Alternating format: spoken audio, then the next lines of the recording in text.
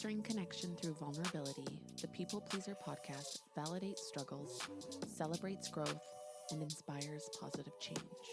Together, let's embrace authenticity, challenge patterns, and evolve with compassion. Hello, everyone, and welcome to the People Pleaser podcast. It's Corie, and I started this conversation last week. And I realized that it was too soon and I had not yet processed the emotions associated with the topic. The topic is people pleasing and having an opinion. And I want to dig into two personal experiences that both happened just over a week ago on the very same day. As a people pleaser, I have found that I have often taken the side of both sides. I don't know if it's because I fear confrontation or disagreements, or if empathy has a role and I can truly believe and understand many opinions, especially when there is a human connection in the mix.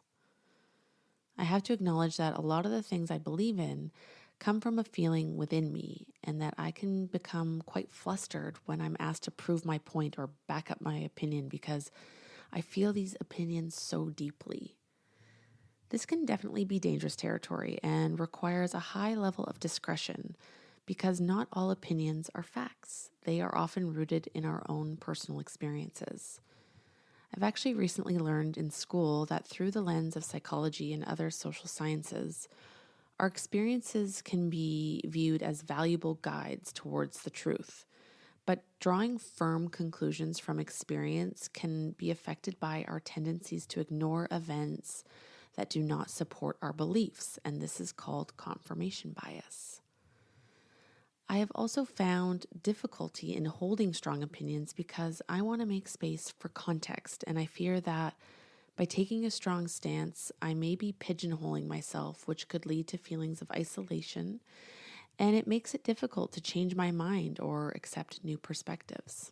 Fear of being wrong or even just being different has kept me silent for years. I remember back when Facebook was in its prime and people actually posted their opinions on their walls. And I had one friend who used the platform to get into some deeper topics that to some may have been controversial or considered strong opinions. And this friend would also take this approach when commenting on other people's posts. And I remember a time where she disagreed with something that I had posted and wrote a relatively long and oppositional response. In that moment, I freaked.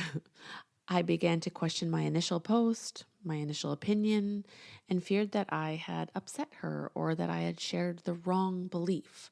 So I deleted the post. I pretended it was never there. I didn't know how to engage in a back and forth that was rooted in my beliefs and rooted in my initial reasons for posting this post. I'm now also realizing that I had a lot of fear of being wrong, which lends to the idea that there is always a right and a wrong, which in some cases there are, but there are also opportunities to lean into curiosity of our beliefs and not see these challenges as a threat, but as an opportunity. In this example, I abandoned my beliefs and latched onto this friend's as if I had it all wrong. This experience has honestly stayed with me, and as menial as it seems, it's actually made me second guess what I post and has made me enter into this rigorous editing phase before posting where more often than not, I edit myself right out to the place of not posting any opinions at all. I remember when I first started seeing folks post about Palestine last October. I initially wasn't paying too close attention to it, honestly. My dad was struggling with his health, and I was just really preoccupied with my own life. When my dad died in December, I had a really profound experience with my grief where it actually propelled me into action in support of Palestine. I haven't fully digested this parallel to my grief, but I know it's in there somewhere. So I ended up connecting with local friends and community who were also engaged in the activism in support of Palestine. And for many of us, this was our first experience of taking a stand against something publicly. I can't speak for everyone that I encountered, but I know for me, even though there were global demonstrations of support and activism, I felt really lonely in my own activism. And for full transparency, I was not as active as some, but I did try to make my support known through social media and at local rallies and meetings. This was my first experience of posting and talking about things that were deeply emotional and uncomfortable. I had spent so many years making my content palatable, and I was now posting about a genocide that is and was and should be deeply uncomfortable. So, this brings me to the first story I want to share with you today.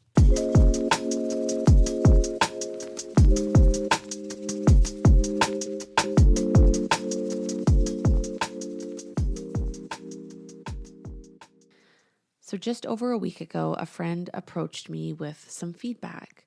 She shared that when I started posting about Palestine, she muted my Instagram account. And muting means that unless you seek a profile out, you will not see any content. So for her, that meant she would not see any of my stories, not see any of my posts. But we are still technically friends on Instagram. She shared that she muted me because the content I was sharing about the genocide in Palestine felt like too much and she needed to limit her exposure to the imagery. This feedback was a bit of a gut punch. Initially, I took it personally. I had this unfounded feeling that my friends should like and care about everything I share. But once my ego was able to take a step aside, I actually found myself confronted with some anger towards this friend.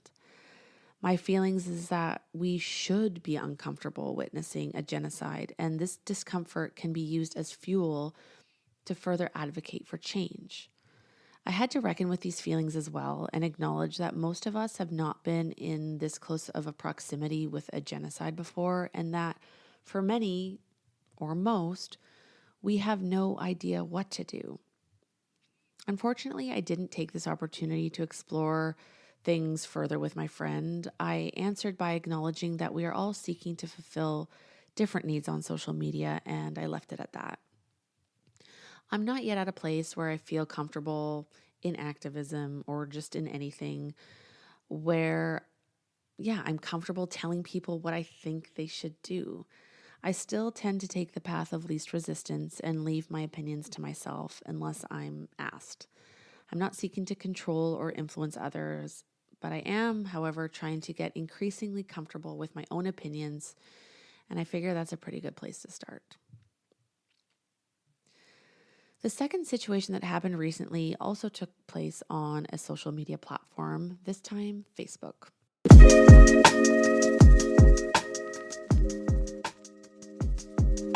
This happened the day after the US election, and I, among many, were in a state of shock and hopelessness. It just so happened that while I was at work that day, a regular customer had shared some news about a situation taking place at a local school. The situation is that the school board was petitioning to remove 2 books from the school library that explore LGBTQ plus topics and associated learning opportunities. There is a group of locals who are petitioning their support to keep these books in the school, and this customer of mine was one of them. In the height of feeling overwhelmed and hopeless about the state of the US presidential election, this advocacy and support of LGBTQ plus visibility felt like a great place to put some of my energy. So I shared a news article on Facebook, and I also shared my hope to get more involved in the advocacy for young readers, minimizing censorship, supporting competency development, and supporting diversity and inclusion in schools and libraries. The next day, I received a pretty shocking response to this post by a friend of mine, which turned into a few back and forth messages between us. What I really want to share about this situation was my experiences of receiving feedback that was not just completely against my beliefs about the subject at hand and the hopes I had for this post. But what surprised me the most was how I wound up in a position where someone was telling me what to do and how to be. It's clear that this topic that I raised and the fact that this friend has a child who attends this school seems to have triggered an urge to protect and safeguard their child from a subject that they may disagree with or feel threatened by. My initial response was angry. I was holding my ground and I was responding to their fear and anger with my fear and anger. My second response took more of an educational path where I was trying to talk more about the actual books that were in question, highlighting that they're not harmful or threatening. And then my final response aimed to articulate why the topic feels important to me and what led to my sharing of the article. Throughout this back and forth, I considered deleting the entire post several times. Part of that was because I didn't want the harmful rhetoric to live rent-free on my Facebook page. Another part of it was that I began to feel shame for how I initially responded in my angry response. I started to look at the words I chose and the emotion that took over me and wished I had reframed it or taken a different approach. By the time I had posted my final comment, I had taken more time to really collect my thoughts and feelings and was beginning to be open to what may have triggered this friend and why they responded in the way they did. My final response had them in mind, and yet I didn't concede or hold back on my beliefs and feelings. My hope is that by leaning in, getting closer to a place of acceptance for this friend and acceptance for our differences, that we may be in a better place to hear each other. I definitely still have thoughts and feelings about this exchange, and I have no idea what it means for our friendship, but in a way, it was a positive experience in that we were both able to share our opinions and disagree with each other's opinions. Where things still feel gray for me is in regards to having different opinions and knowing what opinions or beliefs are deal breakers in a friendship or relationship. Living in a country that feels so politically divided is a new experience for me. And it's also a new experience to witness the ways in which people wear their politics so out in the open. I've had to confront some of my own biases in the spirit of relationship, and I've had to acknowledge that in many cases, I have the choice of whether or not to involve politics into certain relationships.